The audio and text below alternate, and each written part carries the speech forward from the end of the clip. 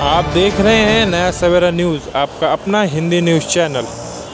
दिवाली के त्यौहार के दौरान बाज़ार की रौनक देखने को मिलती है। ऐसे में एक बड़ा आर्थिक कारोबार होता है। बाज़ार में दिया, कंदील, रंगोली, फूलों सहित कपड़ों से भरे होते हैं। शहर के सड़कों की दोनों तरफ फुटपाथ पर भी दोनों दुकानों में सेल दिखाई देती है। आपको ठाणे जेल के कैदियों द्वारा बनाया गया सामान बिक्री भी उपलब्ध है। दिवाली त्यौहार के मौके पर ठाणे सेंट्रल जेल में यह सेल खोली गई है। जेल के गेट पर एक कमरे में बिक्री के लिए रखा गया है। कंदील, दिए, लकड़ी की वस्तु, साहित्य, कपड़े, बेड सीट, चादर, अन्य उपयोगी वस्तुएं हैं। कहते हैं कोई जन्म से अपराधी नहीं होता है, हालात और मजबूरी उसे कैदी बना देता है, क्योंकि वो भी इंसान है।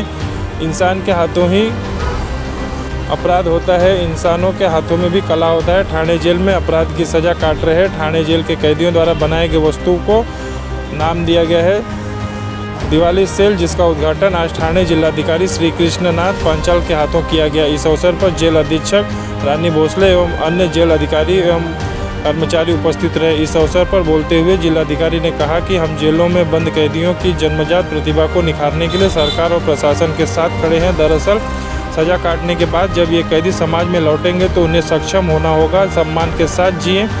उनके हाथों में कला होना जरूरी है। इसके लिए कैदियों को जेल के अंदर कई प्रकार की ट्रेनिंग देकर उन्हें सक्षम बनाया जाता है। वस्तू प्रदर्शनीमध्ये आज दिवाळीच्या अगोदर या वस्तू प्रदर्शनीचे उद्घाटन होतं आणि जिल्हा ठाणे जिल्हा मध्यवर्ती कारागृह इथे कारागृह अधीक्षक, त्यांचा स्टाफ आणि त्यांनी बंधूंनी बनवलेल्या वस्तू याची आज पाहणी केली. त्याचे उद्घाटन प्रसंगी इथे उपस्थित होते.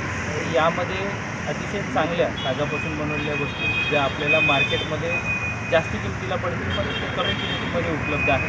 त्याच पद्धतीने म्हणजे दर्जा जो आहे तो अतिशय उत्तम आहे. आणि त्यासोबत नवीन प्रोडक्ट बनवण्याचा देखील इथं दरवर्षी त्यांनी उपक्रम हाती घेतलेला आहे. ज्यामध्ये आता कॉटनपासून बनवलेले नॅपकिन्स असतील, टॉवेल्स असतील, ते प्रिंटेड आणि जे मार्केटमध्ये चांगले ब्रँडचे टॉवेल असतात ते सुद्धा इथे बनवलेले आहेत. एक इको फ्रेंडली मॅसेज देण्यासाठी दिव्यांची दिवाळी करावी असंही इथे त्यांनी दिवे इथं प्रदर्शनीमध्ये आणि विक्रीसाठी ठेवले.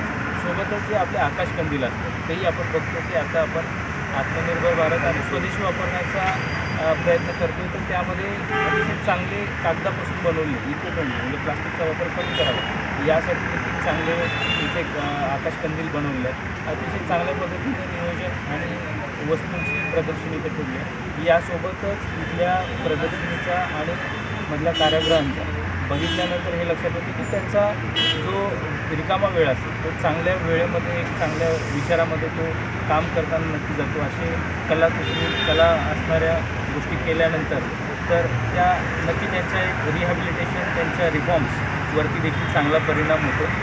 याच्यात काही मला खात्री आहे. आणि सोबतच या प्रदर्शनीच्या अनुषंगाने याला आणखीन कोणतीही नवीन टेक्नॉलॉजी, तर आता पॅकेजिंगला टेक्नॉलॉजीचा आम्ही चर्चा केली. छान पद्धतीचे मिलेट्सवर बेस्ड प्रॉडक्ट बनवले आणि ते चांगली पॅकेजिंग करून त्यांचा ब्रँडिंग करून ते मार्केटमध्ये विक्रीला आणण्यासाठी तोही मी त्यांना प्रस्ताव एक द्यायला सांगितलेला आहे. तो नाविन्यपूर्ण प्रस्ताव घेऊन त्याचं नियोजन आता करण्यात लवकरच एक सुरक्षित आणि पर्यावरणपूरक दिवाळी सगळ्यांनी करावी. छान पद्धतीने आपल्या कुटुंबासोबत दिवाळी साजरी करावी. प्रशासन जे दक्षता घेणं गरजेचं आहे दिवाळीच्या अनुषंगाने त्या दक्षता घेतो. ओके, दिवाळी संपेपर्यंत हा सेल सुरू असणार आहे आणि मी जास्तीत जास्त ठाणेकरांना असं आव्हान करेन की दरवर्षीप्रमाणे आम्ही दिवाळी मेळाव्याचं आयोजन केलेलं आहे.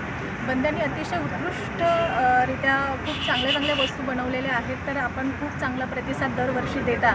तर यावर्षी देखील इथं जास्ती लोकांनी येऊन जास्तीत जास्त खरेदी करावी, जेणेकरून आमच्या सर्व बंदीजनांचं मनोबल वाढेल. तर मी सगळ्या ठाणेकरांना आव्हान करते, सगळ्या नागरिकांना आव्हान करते की तुम्ही या आणि इथे पहा की बंद्यांनी ज्या पद्धतीने इथे त्यांचं मन लावून काम केलेलं आहे.